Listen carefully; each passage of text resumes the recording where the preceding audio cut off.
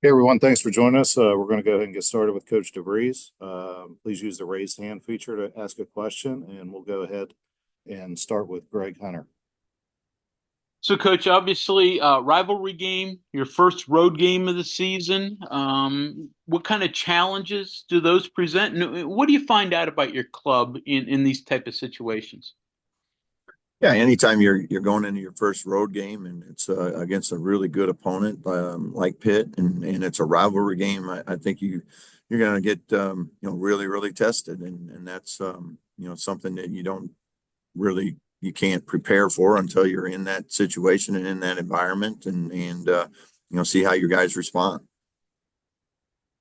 You think you guys are ready for this challenge? I mean, you guys, a couple games under your belt. Is it time to get this test? Yeah, I know our guys, have been preparing hard, like everybody across the country, and now you're figuring out your team as you get into game situations and how they respond to all the different environments and things that get thrown at you. So, yeah, our guys are excited to play. It's a fun game for everyone. When you're involved in rivalries like this, the fan bases are energized and it means a lot to both sides. Well, let's go to Cody Nesper. Yeah, hey coach. I'm just wondering, in preparation for this, do you go into the sort of history here of the rivalry a lot and try to educate the guys, or do you just kind of let them go out and experience it firsthand? I don't think it takes much for our guys to figure out that it's an important game, for both fan bases and I think that's something that makes college sports, what it is. It's these type of games are, players really enjoy, coaches enjoy, fans enjoy, and both sides are it's early in the season, but also know that there's implications for every game, but certainly a big game for both of us. Mike Asti. Hey, Coach. Now, kind of off of what Cody was saying a little bit, obviously this is a big rivalry game, a big important game. Would you say it's fair to look at this as maybe the first big test for your team because you have a couple wins under your belt, but this is a Pitt team, a fellow major conference opponent, and because this is maybe that first test, is there anything you're looking to see out of your team different than just from the other games to this point? Yeah, I think it's certainly a big test, and it's a road game too. On top of it, our first true road game as a group. So, we're going to figure a lot of things out, in those 40 minutes on Friday, and what we were ready for and prepared for, and see where we're at with things. But I think our guys are excited about it. I know, they're ready to play. They're ready for the challenge, and Pitt's playing extremely well. Got a really good team, well coached, and it should be an exciting game. Reminder, if you need a question for Coach, please use the raised hand feature, and we'll go to Abby. Hi, Coach. You and some of your guys got the chance to see some of the backyard brawl energy back in the TBT a couple months ago. But what have the conversations been like as you guys have, gotten ready for your first true backyard brawl, and what's the excitement like? Yeah, our guys are excited to play. It's a road game, a great environment that we're walking into. Excited about the challenge. But again, when you're playing, you want to play in these type of games and environments, and they're excited about that opportunity, and know that it is going to be a big test, and that's be exciting to see. Friday, our guys go out there and compete. Let's go to Justin.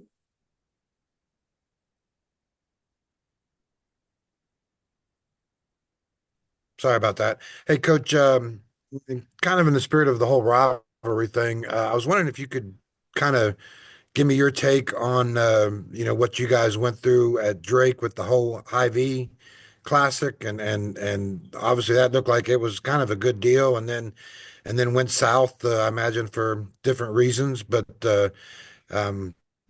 like, what was your experience with that whole situation? I think from a rivalry standpoint, it was probably more of the team in our league, Drake and Northern Iowa, conference opponents, play each other twice a year. You're only, an hour and a half away from each other. So from that standpoint, we got it right in league play, like you get a lot of times in conference play, those rivalries that have, you've been playing for, a lot of years together. So again, those type of games are fun. They're fun for everybody to be a part of, and there's a lot that goes into that from an emotion standpoint from both sides, and we're certainly looking forward to our first opportunity as well. And you guys for a while though also played Iowa State and Iowa in those things, right? I mean, yeah, we just had 1 year when I was the head coach. That was my very first year. We had a 4-team. Our two games, 4 teams played in the Hy-Vee Hall in Des Moines, and we alternated each year. 1 year Drake would play Iowa, 1 year Drake would play Iowa State, and then they'd flip flop. So we just had one chance where we played in that one. and then obviously things, I don't know, deteriorated or whatever from there as far as all 4 playing. With that in mind, is it important to you to keep the Pitt thing going? I know it's under contract for a couple more years, but to make this a long-term deal? Yeah, I think it's a great game. I think it's you're an hour and apart, and it's a great challenge for both teams. I think early in the year to be tested like that, great atmosphere and environments, and I think it's certainly a series that I'd love to see us continue to do for as long as possible. Thank you, Coach. Let's go to Mike DeSaza. Hey, Darren, how are you? Great. I was going to actually ask you about Northern Iowa and Drake because you run both sides of that as a player and then as a coach. You just kind of take me through the seesaw there and how you approach it as a player and then much later as a coach. Yeah, I think as a player, we weren't great, so we didn't have huge crowds for those games. More so as a coach, I think we had a lot more entertaining games at that point because both teams were pretty high up in the rankings, and the games were pretty meaningful. So both fan bases got into it at each other's places, and you played in front of full houses and things. So there's just a different energy level when you play in the rivalry games that come with the games. And at the end of the day, it's the 2 teams on the floor. They're going to compete for those 40 minutes, and both teams are going to try to win. But you can definitely feel a different type of vibe in the arena on those type of nights. And then you mentioned that was an NBC game. This is a non-conference game. Is there something different when it's a conference game in addition to just the rivalry, but like in the standings, it matters. There's going to be 2 a year. You're home once. You got to go back to the other team's place. That seems like it's extenuating, isn't it? Yeah, maybe a little bit on the conference games, as you mentioned, when you do actually get to play a true home and home with them and play them twice. So, you get them once at your place and you got to go to their place. I think when it's just one opportunity a year, it's a little bit different in terms of you don't get that second chance to go try to redeem yourself if you came up on the short end. So, but again, been a part of that. I was at Creighton for a long time with Creighton in Nebraska, a similar situation, 1 game a year and alternate, the home site. So again, it's something that for a lot of reasons that I know our guys appreciate what this game means. Let's go to Tony Antoni. Hey, Coach, quick rundown on Pitt. It looks like Leggett is an issue. Shooting 70% from the floor. 6'3" guy, leads them in rebounding. What are the issues you see with the Panthers? I think they have a lot of issues. They're very balanced. That's what I think I like most about their team is that they present a lot of problems and different ways that they can come at you and challenge your defense. And, they're very aggressive as well, but just overall, they really know how to play with each other and understand who they are and what they're trying to get. And I think that early in the year, they've done a really nice job of looking like they've played together as a group a long time, even though they've added a few new pieces as well. And then defensively, they're very, very stingy and very connected on the defensive end. So I just think overall that they're playing at a really high level right now and doing some good things. Thank you. Let's go back to Greg Hunter. Which, besides the Pitt game, obviously recruiting is signing day, or at least the start of this period. So we expect you to announce some signees. You happy with where things have gone so far? What you've been able to track and fill the needs that you have identified? Yeah, I think we're pretty happy with the guys that we've signed. Obviously, we're very excited about them, and I think even the interest level across the country in recruiting has been really good, and certainly excited about what that looks like as we continue to move forward and into the future. But love the direction that we've been able to get it going right now in the recruiting and as you said, we'll be able to comment more on that here in the next few days as we get the papers and things back. But certainly like where we're at this point. Let's go to Bob Herzl.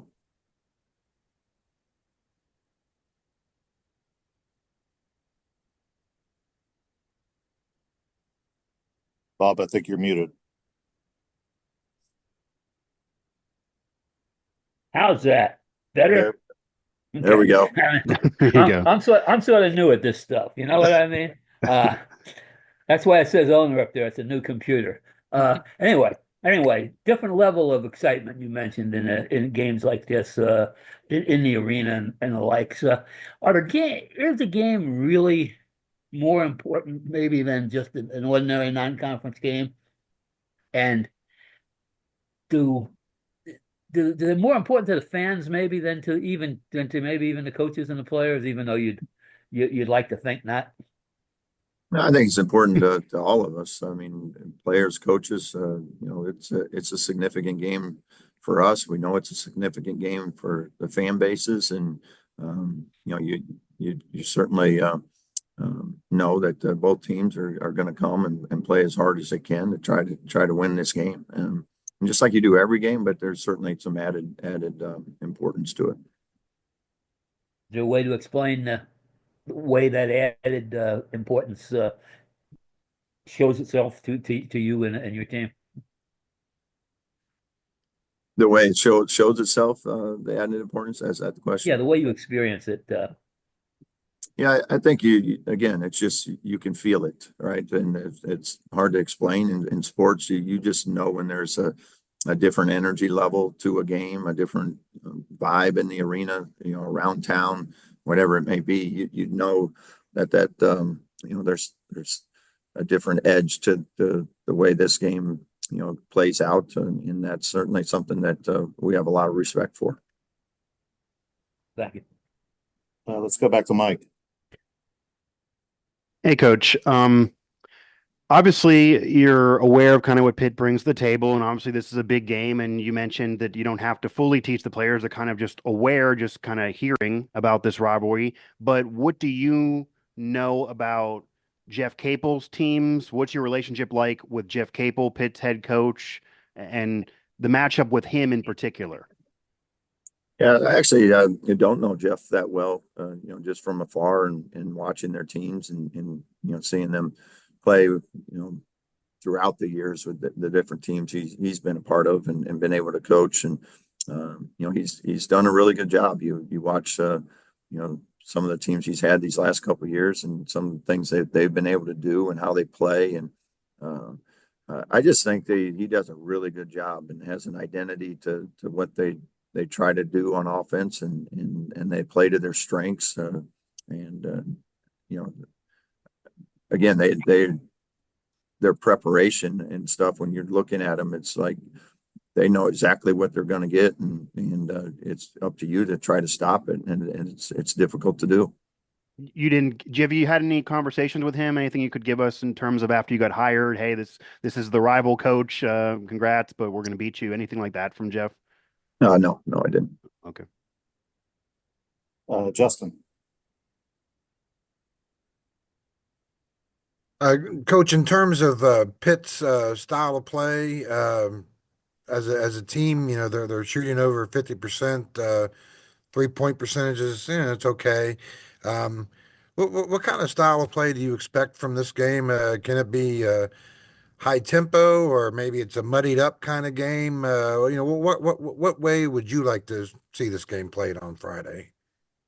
I think you never know how it plays out, but I know they like to get out and run. I know we like to get out and run, so I certainly anticipate both teams wanting to run. Whether it plays out that way and the defenses allow you to do that, we'll see. But uh, they're very aggressive in transition. They have multiple guys that can put a lot of pressure on the rim, and then a lot of guys that can space the floor as well. So, uh, they do a really good job. You mentioned their 2-point field goal percentage. A lot of that's because they're putting pressure on the rim to get fouled, to get easy baskets at the rim, and then also get kick out threes. And they can play off of that really kind of either way. So I think that's what makes them so challenging to try to stop is just they're so balanced, in ways that can hurt you. Is that is that a different challenge or than anything that you saw in the first two games? I think they just probably have a little more balance. Okay. And yeah, and really good talent too. Across the board there. So they have size, they have speed, they have skill. So there's just they're a very complete team. We have time for a few more. Let's wrap it up and go with Mike. Hey, going back to Creighton Nebraska rivalry, that's kind of an unusual one because, correct me if I'm wrong here, don't the Creighton fans root for Nebraska basketball? Like they have a term like a J-sker, is that right? So how does that work in the basketball rivalry? Yeah, there was probably a few fans that went both back and forth with football and basketball. And I'd say the majority were one or the other, but you certainly had a little bit of both on that one. So I think during basketball season, it was you were a Creighton fan or a Nebraska fan, and that's the way they approached it. Did it change any of the tenacity of the rivalry? I'm assuming blue and red did not get along at all that week or that when that game is coming up, or was it a little bit friendlier because at times fans can deviate and change their allegiances a little bit? I think it was pretty just typical of both fan bases. If you were a Creighton basketball fan, you were cheering pretty hard for Creighton that week. If you're a Nebraska basketball fan, you were cheering for your team, and just those bragging rights for the year, in the workplace. I think is what everybody's looking for. Two more. We'll go to Abby, then wrap up with Cody. Sorry to keep asking about the rivalry, but I'm curious with you being a new coach and having so many new players on the team, how do you kind of pick up this historic tradition and kind of live it to the fullest, knowing like you guys don't have the background of seeing it play out? Just everybody. I mean, when you're around, you understand. When you're involved in sports, you understand rivalries. As coaches, as players, we've all played in rivalry games, whether it's just going back to high school rivalry games. So everybody understands like what rivalry games are and what they mean. And as I said, they're just a little different buzz in the air when you're getting ready to play these type of games. And we'll close with Cody. Yeah, Coach, just wanted to check if there was an update on Jaden Stone. Still day to day. Okay. Thanks everyone for calling in. Thank you. Thank you.